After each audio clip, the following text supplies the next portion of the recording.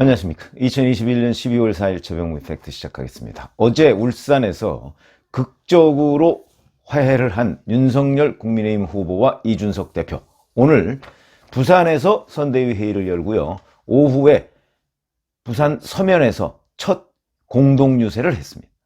자, 이게 무엇을 의미하느냐 하는 부분을 말씀을 드리겠습니다. 우선 그 부산 수영구에 있는 부산시당, 거기서 이제 의원들 다 소집해서 선대위 회의를 했습니다. 여기서 윤석열 후보가, 자, 이제 6일 월요일이면 중앙선거대책기구 출범식이 있다. 본격적인 90일의 대장정을 시작한다. 이렇게 얘기를 했고요. 정권교체는 국민에 대한 의무다. 당 중심 선거운동으로 반드시 승리해야 한다. 여기에 과거와 좀 뭔가 달라진 느낌이 있죠. 당 중심 이라는 표현이 조금 의미하는 바가 있지 않는가. 그게 이제 이준석 당대표와의 어제 합의, 아마 이런 부분을 염두에 둔 워딩으로 보입니다. 그리고 이제 그 배석한 국회의원들을 향해서 가장 중요한 것은 모든 지역구 당협의 조직을 재건하고 정상적으로 작동하도록 확대 강화를 해야 한다는 것이다. 이번 선거를 국민과 더 가까이 소통하는 세포 조직이 강화되는 계기로 잘 활용해야 한다. 이렇게 얘기했고요. 여기 이 회의에서 이준석 대표는, 자, 부산에서 65% 이상 지지율을 이끌어내려면 젊은 세대와 의견, 지적이 반영돼야 한다. 이게 이제 어제 합의를 바탕으로 한 발언으로 보입니다. 그러면서 이준석 후보가 이제 빨간 후드티를 입고 나왔는데, 사진 찍고 싶으면 말씀해 주세요 라고 적힌 그런 후드티를 입고 나와서 전투복을 입고 왔다. 이걸 입고 유세에 나서겠다. 이렇게 얘기하면서 윤 후보 전투복, 이른바 후드티도 준비해놨다. 그러면서 아마 서면 유세에서 그걸 제공할 것으로 보입니다. 그랬더니 윤 후보도 나도 입겠다. 이렇게 얘기를 했습니다. 자, 이준석 대표는 계속 윤 후보는 각 총괄본부마다 젊은 보좌역을 배치하는 식으로 젊은 세대의 의견, 때로는 지적이 적시적소에 반영될 수 있도록 중앙선대위를 구성했다. 이렇게도 얘기를 했고요. 자, 이렇게 이제 합의가 이루어지고 화해가 이루어지고 그다음에 공동 이제 선대위 회의를 하고 그다음에 오후에 후보와 대표가 부산에서 공동 유세를 해서 이제 부산에서부터 서울로 올라온다. 아마 이런 의미를 담는 것이라고 하는데, 어찌 보면 이게 지극히 정상적인 모습입니다. 근데 그동안에 이렇게 정상적인 모습을 제대로 보여주지를 못했다 하는 점에서 이제 국민의힘이 문제가 있고, 뭐 그 책임은 물론 뭐 큰 책임이 윤석열 후보한테 있고 그 다음에 뭐 이준석 대표한테 있고, 근데 이런 책임은요, 어차피 선거에서 가장 큰 책임은 후보의 책임입니다. 어떤 것이든 간에 라는 점에서 본다면 이런 정상적인 모습을 참 오래간만에 본다. 그러니까 진작에 이런 모습이 있었어야 한다 하는 점에서 이번 대선 선거운동의 하나의 분수령이 될 것이다. 이렇게 좀 생각을 하고요. 물론 이것이 곧 윤석열 후보의 지지율의 분수령도 될 것입니다. 지지율이 제법 하락했죠. 한국갤럽조사 기준으로 따지면 그 한 일주일 전만 해도 이재명 후보와의 격차가 10%포인트 이상이 났었는데 이제는 뭐 거의 동률입니다. 다른 데에서도 동률이라는 뭐 대략 35% 이런 여론조사 결과가 몇 번 있었고요. 뭐 이겼더라도 대략 한 1%포인트나 2%포인트 정도밖에 이기지 못하고, 때로는 또 지는 여론조사도 나왔었는데, 그것이 바로 11월 30일부터 시작된 이준석 대표의 당무 거부, 이것 때문에 지지율 하락이 있었다.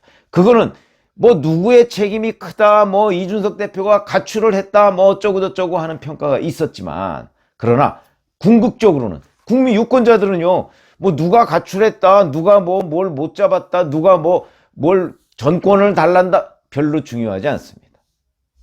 유권자들이 바라보는 시각은 저 당이 제대로 굴러가는가, 내지는 저 당이 우리 국민들을 위해서 무언가를 해줄 수 있는 체제를 갖췄는가, 뭐 이런 부분에 훨씬 중시를 하고 있거든요. 그렇기 때문에 갈등이 있는가 없는가, 이런 것들은요, 선거운동을 하는데 굉장히 중요한 요소다, 이렇게 생각을 합니다.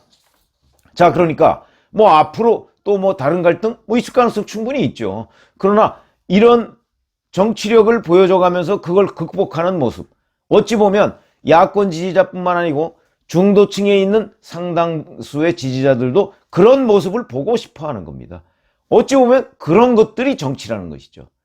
그래서 아마 모르긴 몰라도 이제 어젯밤에 화해를 하고 오늘부터 공동유세하고 그리고 이제 뭐 내일 일요일 월요일 날 선대위 출범하고 그래서 이제 선대위에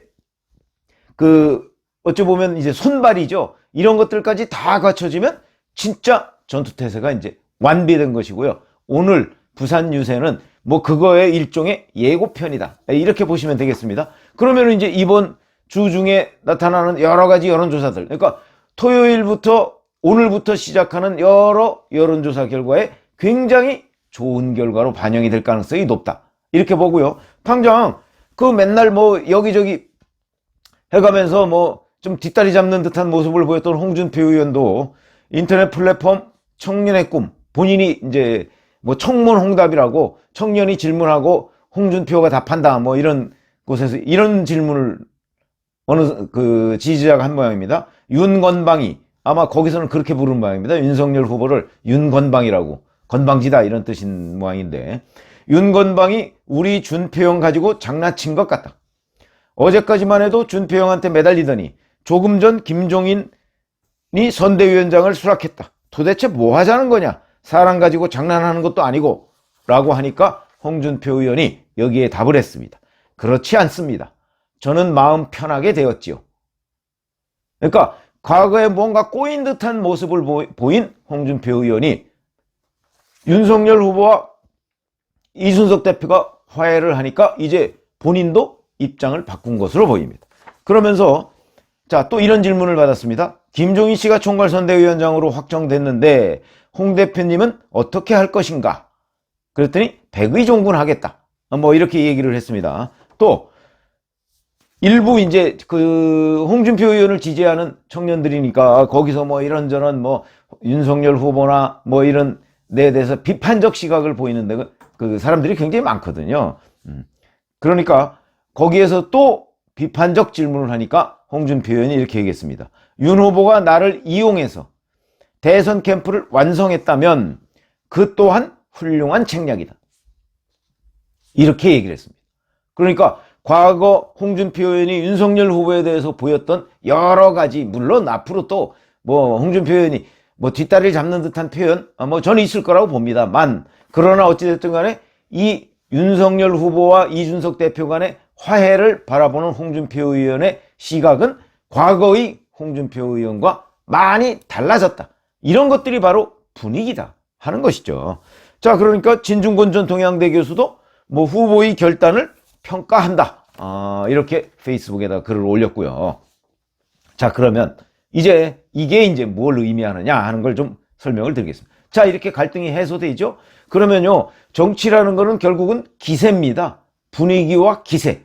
그렇죠.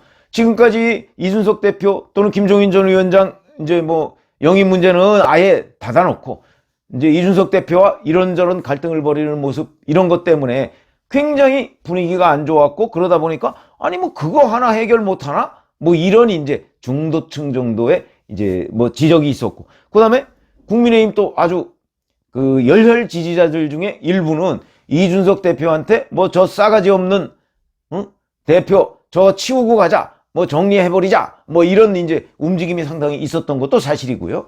그 다음에 또 일부 뭐 신경식 상임고문 같은 사람은 그래도 그게 아니다. 선거는 그게 아니니까 자, 이준석 대표를 찾아가서 끌어안고 서울로 같이 올라와야 된다. 또 뭐 이런 지적. 그러니까 어찌 보면 야권 지지자들, 국민의힘 지지자들 사이에서도 견해가 양분이 돼 있고, 일반 중도층 사이에서도 또 양분이 돼 있고, 무엇가 다수다. 저는 뭐 끌어안는 모습 뭐 이런 걸 기대하는 그런 야권 지지자가 다수였다고 보고 있습니다. 지금 뭐 시청자 여러분들도 나는 아니야 그러면서 뭐 이제 일부 또 그런 분들도 계시더라고요. 야, 이렇게 되면 결국 김종인 총괄선대위원장이 전권을 가지고 윤석열 후보는 허수아비 되는 것 아니야?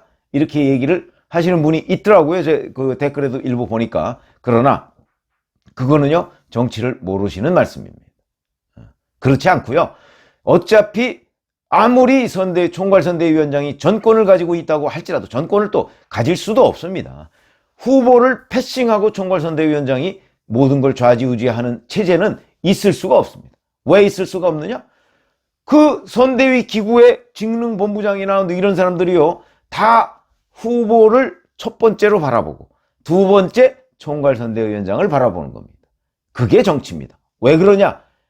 노골적으로 얘기하면 그런 겁니다. 아니, 나중에 정권교체 되고 나서 자기 자리를 줄 사람이 누굽니까?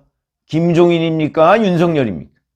그렇기 때문에 많은 직능 총괄본부장이나 뭐 선대위 이제 뭐 여러 멤버들이 있을 거 아니겠습니까? 이 사람들이 첫 번째로 바라보는 사람은 후보다.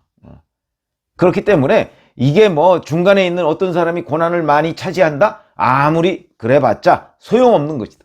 그러니까 그런 걱정 안 하셔도 됩니다. 그거는 저희가 뭐 수십 년간 정치를 관찰하면서 느낀 바, 그리고 경험한 바이기 때문에 뭐 허수아비가 될 것이다, 그런 일은 없습니다. 그리고 만약에 내년에 정권 교체가 된다? 그러면 더욱더 그런 일은 없습니다.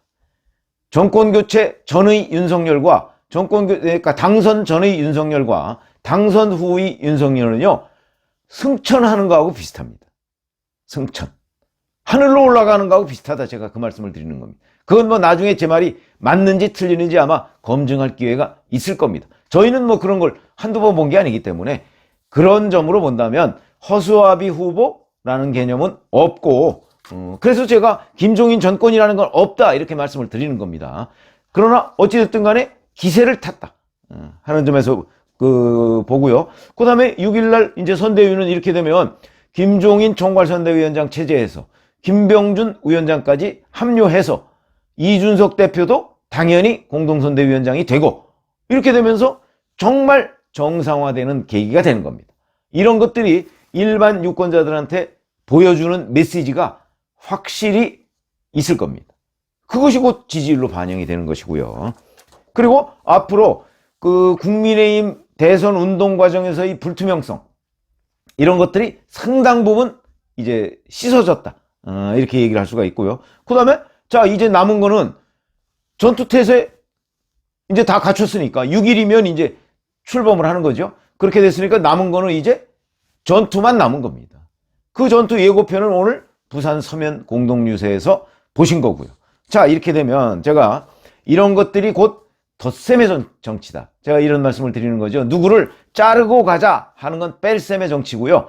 제가 여러 차례 말씀을 드렸지만 정치에서는요, 뭉치면 살고 흩어지면 죽는다 라는 거는 이승만 대통령 이래 지금까지의 만고불변의 진리다, 이렇게 말씀을 드리고, 자, 이렇게 되면 결국은 이것이 윤석열 후보도 결국은 본인이 위기에 처했을 때는 뭔가 그 위기를 돌파할 수 있는 아이디어와 실행력이 있다는 걸 또 보여줬다는 측면이 있다는 거죠.